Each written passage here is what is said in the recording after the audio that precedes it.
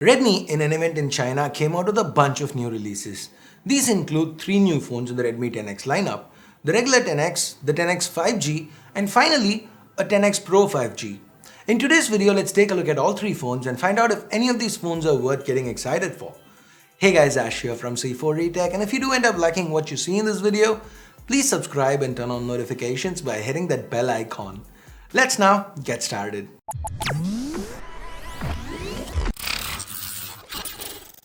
So first, let's take a look at the Redmi 10X 5G and the 10X Pro 5G, because in my opinion, these two are more interesting than the regular Redmi 10X.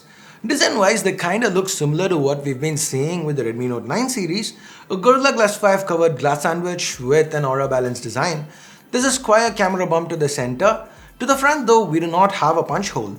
Instead, here's a water drop notch, and by the way, the screen, it's AMOLED. Yes, the Redmi 10X 5G series, it comes with an AMOLED panel, a 6.57-inch Full HD Plus screen here.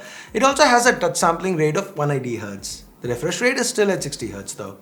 Even then, the fact that we now have a budget Redmi phone with an AMOLED panel, that too one that supports HDR10+, it's simply amazing. Can't wait to get my hands on this mid-ranger. Now, it doesn't just stop there. We also have MediaTek's Dimensity 820 inside both these devices.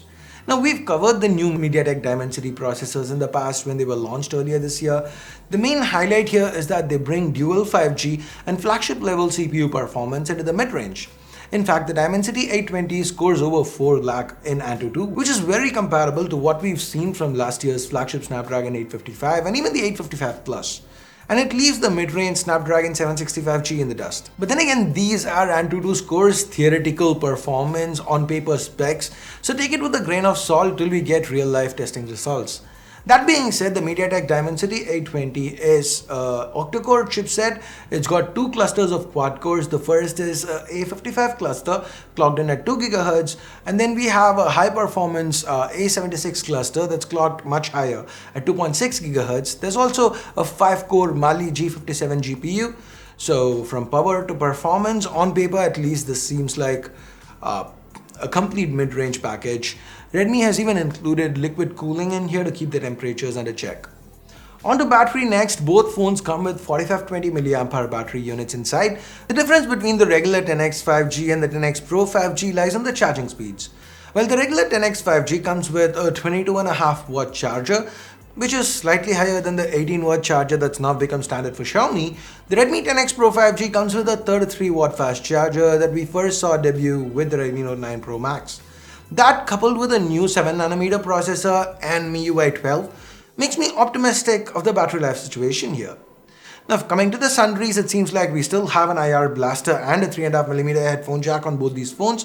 There seems to be a thick splash-proof nano coating here that gives us an IP53 rating. We then have NFC on both the 10X Pro 5G. Other than that, Redmi has also improved the speaker setup in here, and the phones come with high-res audio certification. The new linear motor that we saw on the Redmi Note 9 Pro also makes its return.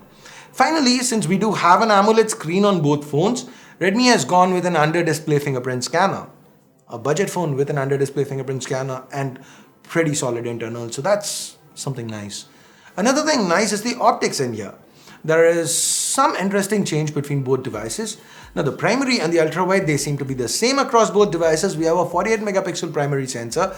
We can't confirm this yet, but it seems like it's an OmniVision sensor instead of a Sony or a Samsung. If this is indeed the OV48C, then I'd be very excited to see what Redmi has managed to pull off here. The website advertises some cool features based on long exposure shots like shuttle crowd, light trails from moving vehicles, moving clouds, star trails, painting with light streaks, and finally a composite picture of a starry night. We also have special effect filters thrown in there. The cyberpunk look is something that really caught my eye. Onto the ultra wide, we have an 8 megapixel here. For the 10X 5G, this is combined with a 2 megapixel depth sensor, while the 10X Pro 5G, it gets 2 more sensors. One is a 5 megapixel macro shooter, while the other is an 8 megapixel sensor with a telephoto lens. There's also support for OIS. It can do 3x optical, 5x hybrid, and 30x digital. As far as selfie snappers go, there's a 20 megapixel shooter on the Pro variant, while the regular 10X 5G gets a 16 megapixel selfie camera. Okay, we'll talk about prices a bit later. For now, let's take a quick peek at the regular 10X or the Redmi 10X 4G. There's a strong rumor suggesting that this would make its way over to India as the Redmi Note 9. Unfortunately, the specs here aren't as jaw-dropping as with the 5G variants. There's no 5G to start with. There's no Dimensity 820 either. Instead, we have the MediaTek Helio G85 chip. Again, not a bad chip. It falls somewhere between the G80 that we've seen on the Narzo 10 and the G90T that we've seen on the Redmi Note 8 Pro. Onto the screen, we have a 6.53-inch Full HD Plus LCD panel. But to compensate for the lack of AMOLED, we get a punch hole to the top left, which holds the 13-megapixel selfie camera. So what is your preference here? Would you guys like an AMOLED with a water drop notch or an LCD with a punch hole? Here's a poll, make your choice. Now, as far as batteries go, we have a 5020 mAh battery here that is paired with the 18-watt fast charger. We also have reverse charging via OTG at 9 watts.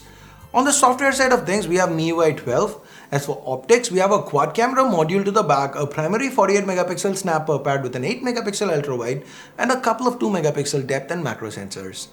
And with that, let's talk price. The Redmi 10X 4G starts at 999 yuan, and that's for the base 4128 variant, which converts to around 10,500 rupees or $140 US. We also have an upgraded variant with 6 gigs of RAM that comes out at 1199 yuan, just a shade over 12,500 rupees converted. Now, we have a high chance of this making its way to India as the Redmi Note 9, and if it does, I expect the price to be pretty similar. Now, moving on, the Redmi 10X 5G, we have 3 variants, 664, 6128 and 8128. The Redmi 10X 5G starts at 1599 yuan, that's almost 17,000 rupees or $220 US for the base 664. As for the Redmi 10X Pro 5G, it comes in 2 variants, 8 gigs of RAM with 128 gigs of storage or 256 gigs of storage.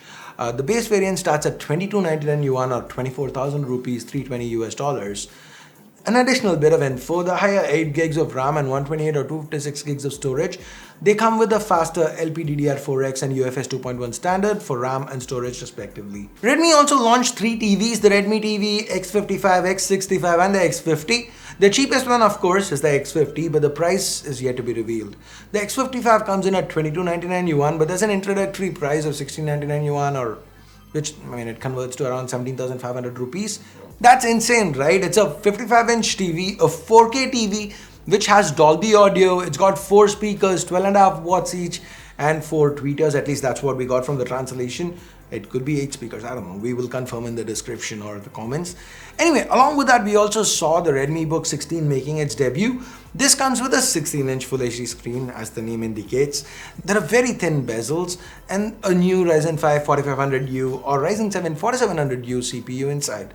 We also have Redmi Book 13 and Redmi Book 14 that have both been refreshed with new Ryzen chips inside them.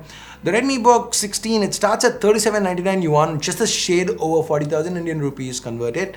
The base variant has the Ryzen 5 paired with 8 gigs of RAM, 512 gigs of SSD storage. I'm really excited for this one because latest rumors suggest that Redmi is looking to bring their Redmi Books to India. Now, would you guys love to see a dedicated video on the Redmi Books or even the Redmi X series of TVs? Let us know in the comments below, and if you guys want it, I'll try to make it happen. Also, what do you think about the new Redmi 10X series?